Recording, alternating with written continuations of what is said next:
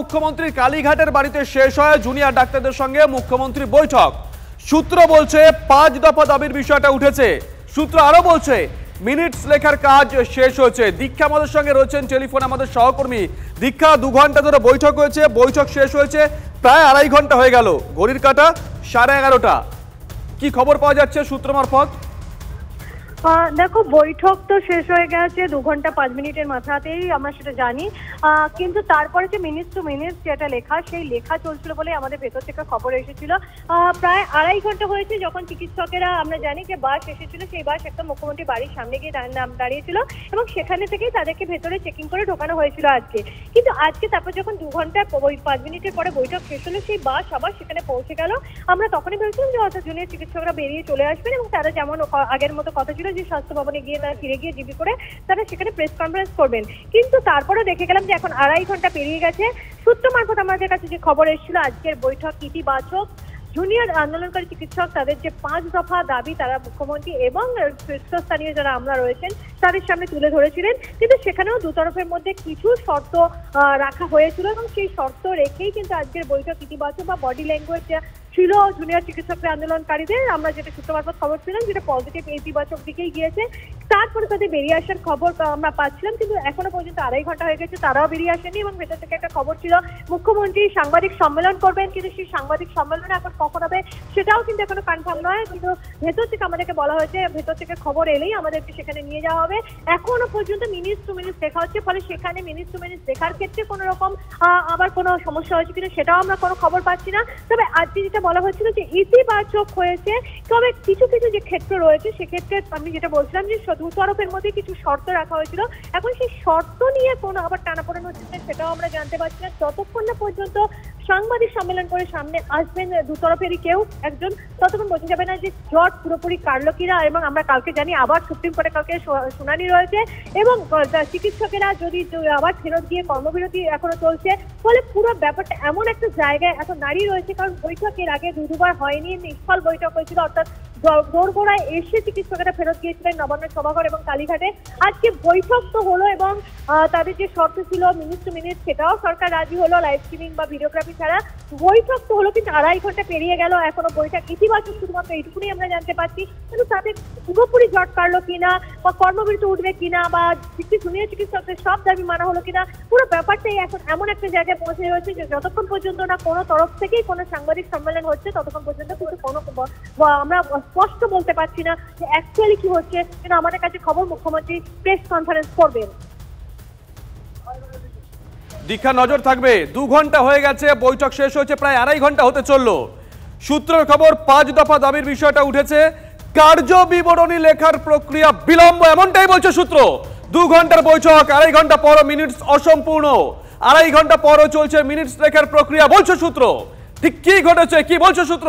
সৌরভ দত্ত আমাদের সঙ্গে রয়েছেন টেলিফোনে। সৌরভ, দেখো, আলোচনা 2 ঘন্টার পর আমরা জানতে পেরেছিলাম যে আলোচনা শেষ হয়ে গিয়েছে, কিন্তু এখনো পর্যন্ত মিনিট যে প্রক্রিয়া, মিনিট লেখা যে প্রক্রিয়া শুরু হয়েছিল তাদের শেষ হয়েছে সেরকম কোনো খবর এখনো পর্যন্ত নিশ্চিতভাবে পাওয়া যাচ্ছে না।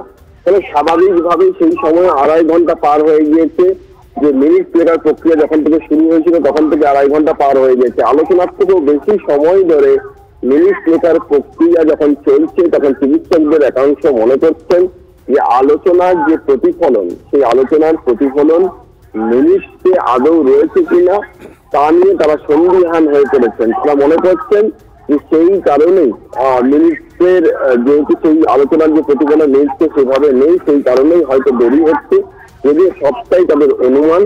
কারণ তারা বলছেন যে তাদের বক্তব্য হচ্ছে যে আলোচনা যদি 2 ঘন্টা ধরে চলে এবং তারপর মিনিট লেখার প্রক্রিয়া যদি এতক্ষণ ধরে চলে, তাহলে সেখান থেকে কোথাও আলোচনা যে স্ত্রীকে হয়েছিল তার শব্দ চয়নের ক্ষেত্রে মিনিটকে কোথাও কোনটা ঘাটতি রয়েছে কিনা, কোনো শব্দ নিয়ে তাদের মধ্যে বিভেদ বা মতান্তর রয়েছে কিনা, সেই বিষয়গুলি নিয়ে তারা এখন ভাবিত। চিকিৎসকদের একাংশ মনে করছেন যে এই যে দীর্ঘ 2.5 ঘন্টা ধরে একটা মিনিটের প্রক্রিয়া এখনো মিনিট লেখার প্রক্রিয়া সম্পন্ন করা গেল না, সেই জায়গা থেকে কোথাও একটা জটিলতার আশঙ্কা তারা করছেন এবং তারা মনে করছেন যে আলোচনার যে স্পিরিটে হয়েছিল সেই স্পিরিটের প্রতিফলন হয়তো মিনিটে নেই, সেটা নিয়েই তাদের মধ্যে একটা দড়ি টানাটানি বা নেগোসিয়েশন চলছে। সৌরভ সঙ্গে থাকো। বৈঠক শেষ হয়েছে, সেটাও প্রায় 3 ঘন্টা হতে চললো। 2 ঘন্টার বৈঠক শেষ হয়েছে, প্রায় 3 ঘন্টা হতে চললো, কিন্তু এখনো পর্যন্ত বাইরে কেউই বেরিয়ে এলেন না। প্রশাসনের তরফ থেকেও কেউ বাইরে বেরিয়ে আসেননি, জুনিয়র ডাক্তারদের তরফ থেকেও বাইরে কেউ বেরিয়ে আসেননি। এই বৈঠকের আউটকাম কি, বৈঠক থেকে কি উঠে আসে, গোটা বাংলা নজর রয়েছে, আমরাও নজর রাখছি। এখনো পর্যন্ত অনেকগুলো সম্ভাবনার কথা অনেকেই বলছেন, যে কথা সৌরভ দত্ত বলছিল আমাদের সহকর্মী, বিভিন্ন জায়গা থেকে অনেকেই বলছেন, অনুমান করছেন যে তাহলে কি কোথাও গিয়ে দু তরফের দুজন আলাদা করে কার্যবিবরণী রেখেছিলেন, শব্দ চয়নে কোনো সমস্যা দেখা দিয়েছে, দুজনের মধ্যে কি কোনো মতের অমিল হয়েছে, এমনটা আশঙ্কা প্রকাশ করছেন অনেকেই। পুরোটাই কিন্তু আশঙ্কা, অনুমান ভিত্তিক, ভেতর থেকে এখনো পর্যন্ত কোনো খবর এসে পৌঁছায়নি। চিকিৎসক মহল তারাও কিন্তু চিন্তায় রয়েছেন। মিনিটস লেখায় বিলম্ব নিয়ে একাধিক মত রয়েছে চিকিৎসক মহলের মধ্যেও। আলোচনার প্রতিফলন কি মিনিটসে নেই, এমনও কিন্তু প্রশ্ন অনেকে তুলতে শুরু করে দিয়েছেন। বৈঠক শেষে মিনিটস লেখার বিলম্বে আশঙ্কা করছে চিকিৎসক মহল। একবার ধর্ণা মঞ্চ দিকে নজর রাখি, আব্দুল আজিজ আমাদের সঙ্গে রয়েছেন ধর্ণা মঞ্চ থেকে, আমাদের সহকর্মী। আজিজ,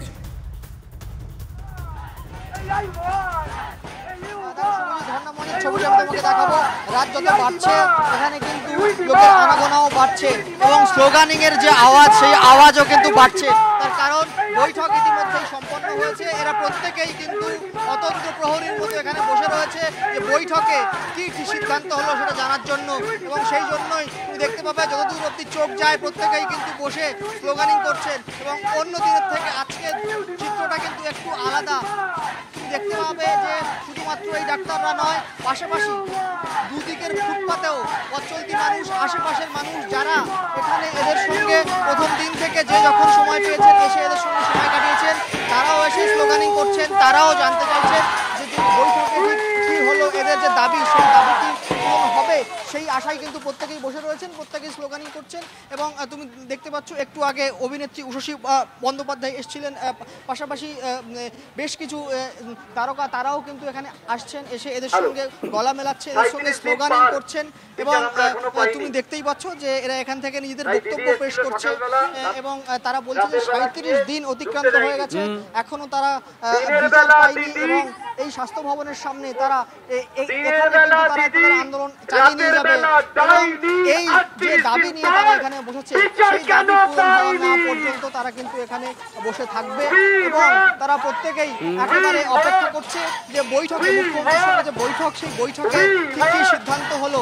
তারা যে এত দূর আন্দোলনটাকে এগিয়ে নিয়ে এসছে এই স্বাস্থ্য ভবনের সামনে, ঝড় বৃষ্টি মাথায় করে তারা যে তাদের সংগ্রামটা চালিয়ে নিয়ে গেছে, সেই সংগ্রামে তারা কি তাদের নজর থাকবে আজিজ, নজর থাকবে, নজর রাখো, প্রত্যেকের নজর। এবং প্রত্যেকেই এদিকে নিঃসন্দেহে আগামীকাল গোটা দেশের নজর থাকবে সুপ্রিম কোর্টের দিকে। সুপ্রিম কোর্টে রাজ্য সরকার ফোকাসটা ঘোরাতে চাইবে রোগী মৃত্যুর দিকে, এমনটাই অনুমান করছে ওয়াকিবহাল মহল। গত শুক্রবার পূর্ণেন্দু বসুরা একটা সাংবাদিক সম্মেলন করেছিলেন, নিশ্চয়ই মনে আছে আপনাদের। দাবি ছিল কর্মবিরতির জেরে রোগী মৃত্যু হয়েছে। সেদিন বেশ কয়েকজন মৃতের পরিবারকে হাজিরও করানো হয়েছিল। রাজ্যের স্ট্যাটাস রিপোর্টে রোগী মৃত্যুর কথা থাকবে, এমনটাই মনে করছে ওয়াকিবহাল মহল। জুনিয়র ডাক্তারদের কর্মবিরতির জেরেই রোগী মৃত্যু বলে দাবি করছে রাজ্য, কিন্তু বিজেপির রাজ্য সভাপতির অভিযোগ ছিল তালিকায় কারচুপি আছে। আমরা ফ্যাক্ট চেক করেছি, তালিকায় তালগোল রয়েছে। বলছেন তালিকায় থাকা মৃতের আত্মীয় থেকে খোদ সরকারি হাসপাতাল কর্তৃপক্ষ। সরকারি যে তথ্য, সেই তথ্য পেয়েছি, সেই তথ্য অনুযায়ী 27 জন এ পর্যন্ত বিনা চিকিৎসায় মারা গেছে। কর্মবিরতিতে রোগী মৃত্যুর অভিযোগ তালিকা দিয়ে দাবি করেছিল শাসক। আরো অনেকে আসতে পারেনি অনেক দূরে দূরে থাকার জন্য। আগামী দিনগুলোতে এদের সবাইকে আমরা আপনাদের সামনে হাজির করার চেষ্টা করব। যারা আসেননি তাদেরও হাজির করানো হবে, 13 সেপ্টেম্বর বলেছিলেন পূর্ণেন্দু বসু। তালিকা দেখিয়ে রোগী মৃত্যুর খতিয়ান পেশ করেছিল তৃণমূল, আর মৃতদের পরিবার পিছু 2 লক্ষ টাকা ক্ষতিপূরণ ঘোষণা করেছিল সরকার। তৃণমূলের দেখানো সেই তালিকার 1 নম্বরে ছিল শিবম শর্মার নাম। মৃত নাবালকের পরিবার মুখ খুললেন 3 দিন পর।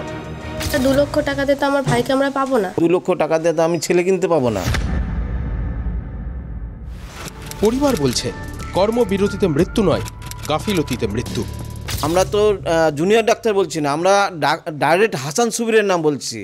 হাসান সুবির উনি ডিউটিতে ছিলেন, তাহলে সে ডিউটি ছেড়ে কোথায় গেলেন? উনি তো জুনিয়র ডাক্তার না, উনি একটা সিনিয়র ডাক্তার। বালুরঘাটে কোনো মেডিকেল কলেজ নেই, তো জুনিয়র ডাক্তারের কোনো কথাই নেই বালুরঘাটে। আর আরজিকরের ঘটনাটা ঘটেছিল 9 তারিখে, আমার ভাই মারা গেছে 12 তারিখে। তখন এখানে কোনো আন্দোলনও ছিল না, তাহলে জুনিয়র ডাক্তারটা আসবে কোথায় থেকে? ক্ষতিপূরণ যদি হিসেবে দেয় তাহলে আমরা টাকাটা নেব না, কারণ আমরা 2 লক্ষ টাকা দিয়ে তো আমার ভাইকে আমরা পাবো না।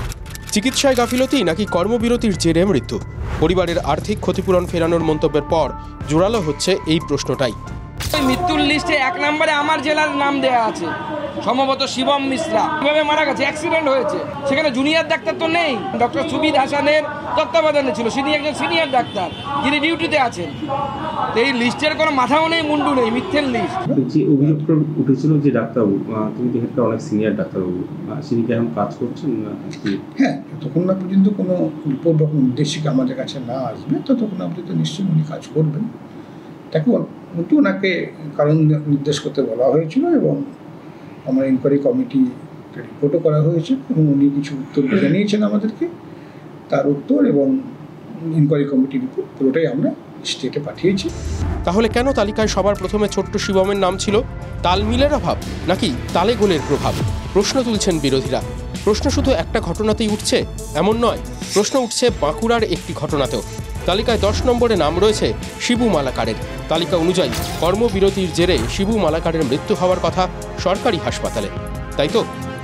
না, হসপিটালে মারেনি, বাড়িতে নিয়ে এলাম। বাড়িতে নিয়ে এসে পরে ওই 2 দিন ছিল, বাড়িতে 2 দিন ছিল, তারপরে চেম্বারে ভর্তি করলাম। কোথায় ভর্তি? নার্সিংহোমে ভর্তি? হ্যাঁ, নার্সিংহোমে ভর্তি করলাম। হাসপাতালে নিয়ে যাননি? মানে তখন তাড়াতাড়ি খুব হচ্ছিল, তো তাড়াতাড়ি করে তখন নার্সিংহোমে নিয়ে গেলাম। হাসপাতালে এমনি চিকিৎসার কোনো গাফিলতি হয়েছিল? না না, গাফিলতি হয়নি। পূর্ণেন্দু বসু বলেছিলেন, কর্মবিরতির জেরে হওয়া রোগী মৃত্যুর তালিকাটা সরকারের থেকে ক্রস চেক করা হয়েছে। ক্রস চেক ঠিকঠাক না হলে ক্রস কানেকশনের সম্ভাবনা থাকে। সেই সম্ভাবনা থেকে জুনিয়র ডাক্তারদের আন্দোলনে চাপ তৈরির চেষ্টার সম্ভাবনাটাও উকি দিয়ে যাচ্ছে না তো? এটাতে জুনিয়র ডাক্তারের আন্দোলন কোনোভাবেই তার চিকিৎসার ব্যাঘাত ঘটায়নি। সেই পেশেন্ট এখান থেকে আমাদের বাঁকুড়া মেডিকেল কলেজ থেকে সে স্টেবল অবস্থায় এখান থেকে ডিসচার্জ হয়েছিল। তাহলে স্যার এই তালিকায় নামটা এলো কী করে? সেটা তো একটা আশ্চর্যের ব্যাপার। সেটা তো আমরাও আমাদের তরফ থেকে আমাদেরকে কেউ জিজ্ঞেসও করেনি। প্রথম থেকেই আমরা স্বীকার করে এসেছি যে তারা আমাদের সঙ্গে আছে এবং এমার্জেন্সি সময়গুলোতে সবসময় আমাদের সঙ্গে তারা কাজ করছে। এইরকম প্রত্যেক জায়গাতে এরকম কাণ্ড করছে, এগুলো কিন্তু সুপ্রিম কোর্ট ধরে ফেলবে।